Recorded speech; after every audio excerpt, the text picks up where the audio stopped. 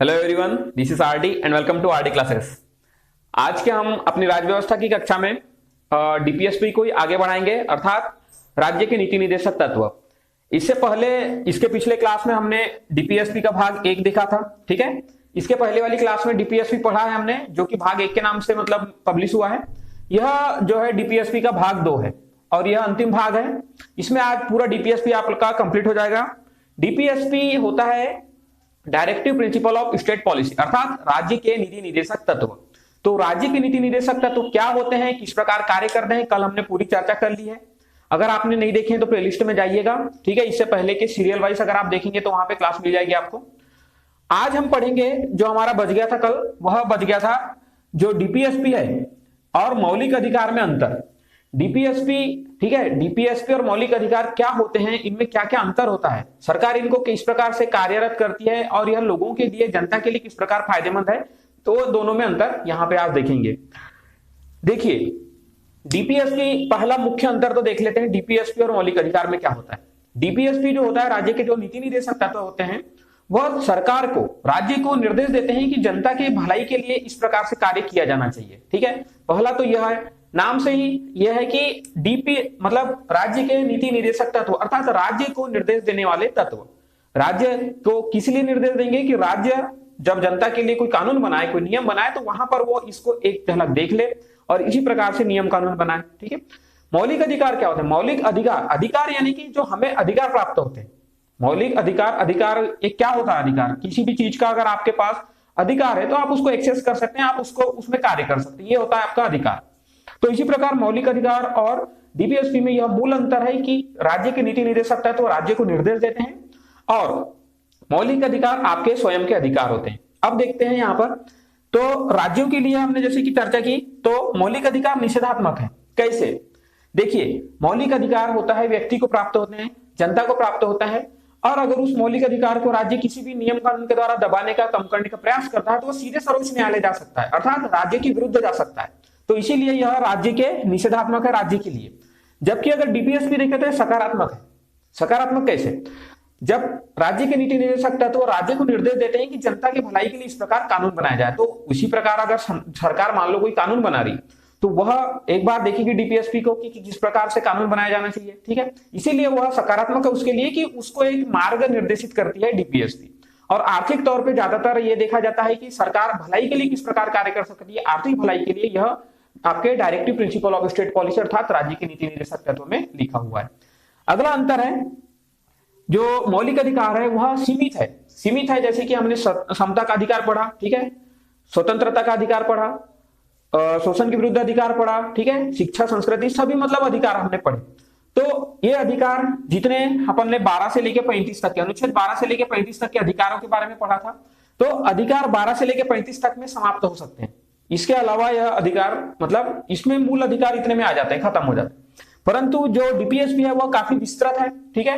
36 से लेके अनुच्छेद 36 से लेके अनुच्छेद 51 तक के डीपीएसपी की बात करती है कि यहाँ पर राज्य के निर्देशक तत्व दिए गए हैं और इस पर सरकार विभिन्न प्रकार के कानून बना सकती है। एक ही डीपीएसपी से अन्य प्रकार के भी कानून बन सकते हैं जिसमें लोगों की भलाई की जा सकती है, इसलिए यह विस्तृत है। न्यायालय में अगर देखें, देखिए, अगर आपके पास मौलिक अधिकार है और मौलिक अधिकार का अगर किसी प्रकार से हनन होता है तो आप जाते हैं सीधे या तो सर्वोच्च न्यायालय जाएंगे या तो उच्च न्यायालय जाएंगे, ठीक है। इसीलिए न्यायालय क्या है? न्यायालय जो मौलिक अधिकार है उसको प्रवर्तन करा सकती है, मतलब उसको लागू कराने का कार्य कर सकती है।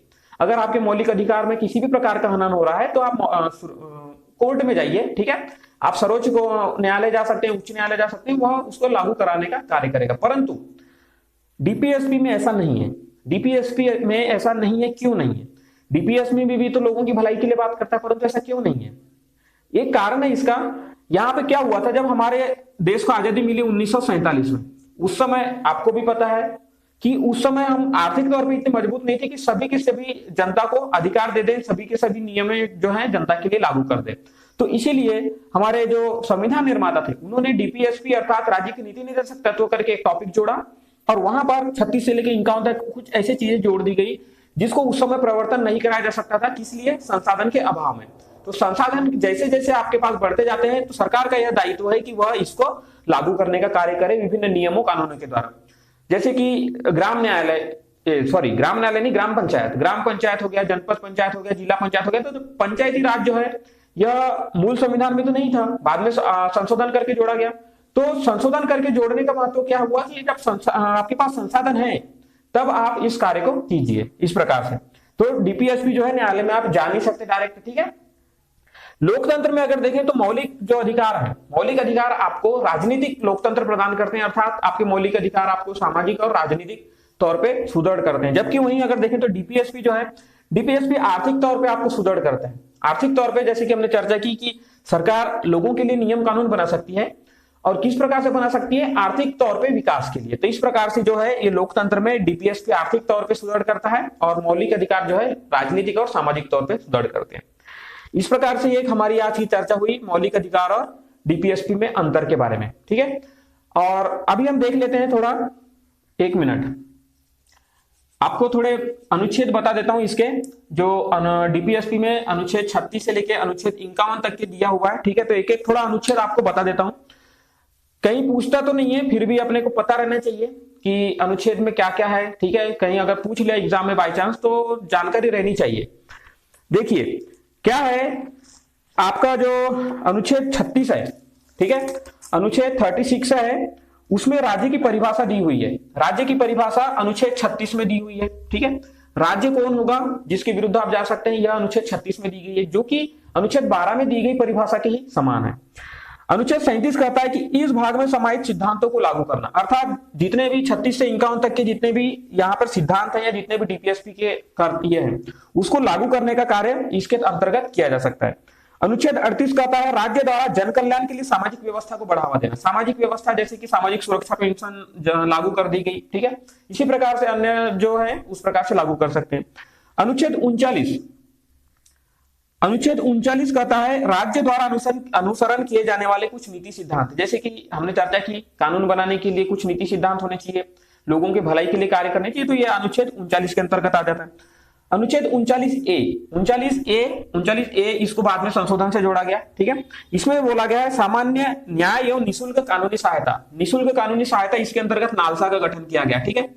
नालसा का गठन किया गया है जो कि पूरे भारत में निःशुल्क विधिक सहायता के लिए कार्य करती है। नेक्स्ट आया था 40, यह है पंचायतों का गठन के बारे में। तो इस पे सरकार कार्य कर चुकी है, ठीक है। पंचायती राज व्यवस्था पूरी भारत में लागू कर दी गई है। अनुच्छेद 41 आता है कुछ मामलों में काम का अधिकार, शिक्षा का अधिकार तथा सार्वजनिक सहायता। देखिए कुछ मामलों में काम का अधिकार बोला है, हर मामले में काम का अधिकार नहीं है, आपको कुछ मामलों में काम का अधिकार दिया है। शिक्षा का अधिकार तथा सार्वजनिक सहायता, ठीक है, यहाँ पर अनुच्छेद 41 में दिया है। अनुच्छेद 42 कहता है न्यायोचित एवं मानवीय कार्य दशाओं तथा मातृत्व सहायता के लिए प्रावधान। मातृत्व सहायता विभिन्न जो राज्य सरकारें हैं या केंद्र सरकार भी है, वर्तमान में मातृत्व सहायता के लिए कई सारी योजनाएं चलाई जा रही है, ठीक है, जिसमें पोषण अभियान चलाए जा रहे हैं और प्रसव पूर्व जो एक वित्तीय सहायता मिलती है, ये सारे अभियान चलाए जा रहे हैं। नेक्स्ट आता है 43वां कहता है कर्मचारियों को निर्वाह वेतन। 43वां अनुच्छेद 43 कहता है कर्मचारियों को निर्वाह वेतन किस प्रकार से, जैसे कि कर्मचारी सरकारी में है, प्राइवेट में, तो उनको एक मिनिमम मतलब निर्वाह वेतन मिलना चाहिए, ये इसकी बात करता है। नेक्स्ट आता है 43A। 43A कहता है उद्योगों के प्रबंधन में कर्मचारियों की सहभागिता, ठीक है। उद्योगों के प्रबंधन में जैसे कि आप मान लीजिए एक उद्योग में बहुत सारे लोग कार्य कर रहे हैं, तो वो आगे चल के उसको सहकारी सोसाइटी की तरह उसमें भी मतलब प्रबंधन में सहायता कर सकते हैं, ये आपका ये 43A बात करता है। नेक्स्ट आता है 43B सहकारी समितियों को प्रोत्साहन। अभी जैसे कि हमने चर्चा की एक कंपनी है, वहां पे अगर सहकारी समिति के द्वारा बनी गई तो उसको प्रोत्साहित करना है। जितने भी सरकारी समिति है, सहकारी समिति क्या होती है, लोगों के संगठन द्वारा बनी समिति, ठीक है, तो उसको प्रोत्साहित करने का बात की गई है। अनुच्छेद 44 नागरिकों के लिए समान नागरिक संहिता की बात करती है। इसका मैटर जो है बार बार उछलते रहता है कि समान नागरिक संहिता होना चाहिए भारत में। भारत में क्योंकि विविधता है, हिंदू मुस्लिम सिख ईसाई सभी के नियम कानून अलग है, शादी ब्याह के नियम कानून अलग है, ठीक है, तलाक के नियम कानून अलग है, तो बार बार यह मुद्दा उठता है कि इसको समान कर देना चाहिए, हिंदू के लिए भी वही हो, मुस्लिम के लिए, सिख के लिए ईसाई हो, लेकिन अभी तक वर्तमान में लागू नहीं हो पाया है। नेक्स्ट आता है 45। अनुच्छेद 45 बात करता है बालपन पूर्व देखभाल तथा 6 वर्ष से कम आयु के बच्चों की शिक्षा, इसको लागू कर दिया गया है, ठीक है। यहां पर जो एक सर्व शिक्षा अभियान के अंतर्गत एक ये किया गया था कि 1ली से 12वीं तक के निःशुल्क शिक्षा वाला प्रावधान किया गया था, तो यहाँ पर ये हो गया। ठीक है, अनुच्छेद 46 आता है अनुसूचित जाति अनुसूचित जनजाति का कमजोर वर्गों के शैक्षिक तथा आर्थिक हितों को बढ़ावा देना। इसमें अभी बहुत सारे आरक्षण की बात की गई है।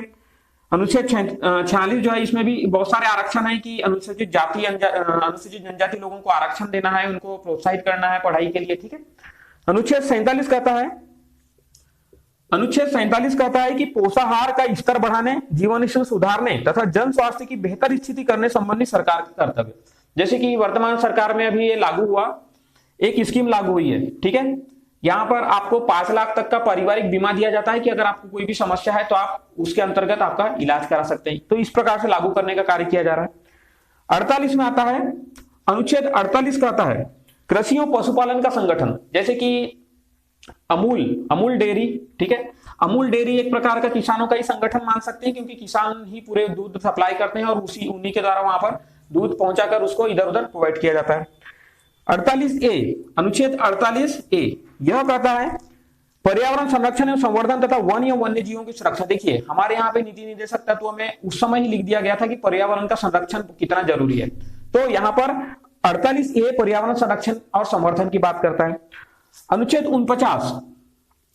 49 बात करता है स्मारकों तथा राष्ट्रीय स्थल के स्थानों, महत्व के स्थानों या वस्तुओं का संरक्षण। बहुत सारे इस पे नियम बनाए गए हैं जो है पुरातत्व स्थल। ठीक है, पुरातत्व स्थल अवशेष अधिनियम, इस प्रकार से मतलब बहुत सारे अधिनियम बनाए गए जिसमें पूरा स्थलों का संरक्षण प्रदान किया जाता है। नेक्स्ट आता है 50, अनुच्छेद 50 कहता है न्यायपालिका का कार्यपालिका से अलगाव। इसको भी लागू कर दिया गया है। न्यायपालिका कार्यपालिका के बीच में बाधा नहीं बनेगी और कार्यपालिका न्यायपालिका के बीच में बाधा नहीं बनेगी। ठीक है, अनुच्छेद 51 कहता है कि अंतरराष्ट्रीय शांति और सुरक्षा को प्रोत्साहन। देखिए यह हमारे भारतीय जो परिदृश्य में पहले से ही लागू कर दिया गया है कि हम पहले से ही शांति प्रिय देश हैं। भारत अपने 10,000 साल के इतिहास में कभी किसी पे हमला नहीं किया है, तो इसको भी अनुच्छेद यहाँ पर 51 में जोड़ दिया गया है कि अंतरराष्ट्रीय शांति और सुरक्षा को हमेशा प्रोत्साहन देने का कार्य करेंगे। हमने जब द्विध्रुवीय जब युद्ध चल रहा था तब हमने एक मतलब संधि कर ली थी। ठीक है, संधि कर ली थी कि हम किसी के पचड़े में नहीं जाएंगे, हम अपना कार्य अपने से करेंगे, क्योंकि जस्ट आजादी हुए थे उस समय की बात है। ठीक है, तो इस प्रकार से जो भारत देश है इस प्रकार से विभिन्न नियम कानूनों के द्वारा अंतरराष्ट्रीय शांति और सुरक्षा को भी बढ़ावा देने का कार्य करता है। तो ये रही आज की हमारी चर्चा डीपीएसपी के बारे में, और पूरे डीपीएसपी आज यहाँ पे कंप्लीट होता है। इससे पहले एक क्लास हो चुकी है जिसमें हमने डीपीएस के बारे में पढ़ा था। तो अगर आपको यहाँ पे कोई अगर डाउट हो तो कमेंट करके बताइएगा। ठीक है, आपके प्रश्नों का उत्तर दिया जाएगा, और पसंद आया तो लाइक कीजिए, शेयर कीजिए और चैनल को सब्सक्राइब जरूर कीजिएगा। धन्यवाद।